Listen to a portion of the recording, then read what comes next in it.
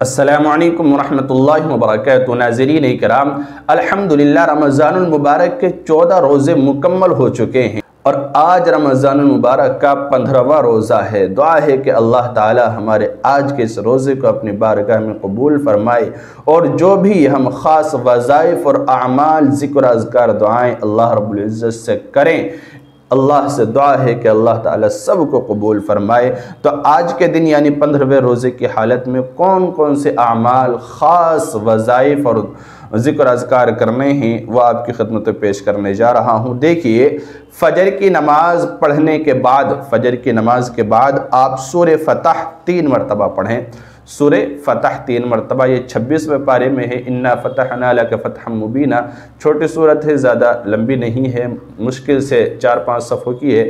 تو آپ یہ سورت جو ہے 3 مرتبہ پڑھیں فجر کے بعد۔ اور دوسرا عمل ہے، نماز ظہر ادا کرنے کے بعد آپ 4 رکعت نماز صلاۃ الحاجت پڑھیں، اس طرح سے جس طرح میں پچھلی ویڈیو میں بتا چکا ہوں۔ 9ویں روزے کی جو ویڈیو ہے صلاۃ الحاجت، یہ 4 رکعت پڑھنے کا طریقہ جو ہے خاص طریقہ ہے، جس میں 4 رکعت ہوتی ہیں اور خاص ایک سورت پڑھی جاتی ہے، اور اسی طرح ایک آیت الگ الگ اور خاص تعداد میں پڑھی جاتی ہے۔ بہت آسان انداز میں نے بتلایا ہے، میں نیچے ڈسکرپشن میں لنک دے دوں گا، آپ صلاۃ الحاجت وہاں دیکھ سکتے ہیں، اور اس طرح سے آپ پڑھیں۔ نماز ظہر کے بعد 4 رکعت نفل صلاۃ الحاجت کی 1 مرتبہ پڑھنی ہے۔ اسی طرح عصر کی نماز کے بعد تیسرا عمل درود شریف پڑھنی ہے آپ کو 55 مرتبہ یعنی 55 مرتبہ درود شریف پڑھیں۔ درود ابراہیمی یا جو بھی درود شریف آپ کو یاد ہو، درود ابراہیمی سب سے بیسٹ، سب سے بہتر اور سب سے اچھا درود شریف ہے۔ اللہم صلی علی محمد وعلی آل محمد کما صلیت علی ابراہیم وعلی آل ابراہیم انک حمید مجید۔ اللہم بارک علی محمد وعلی آل محمد کما بارکت علی ابراہیم وعلی آل ابراہیم انک حمید مجید۔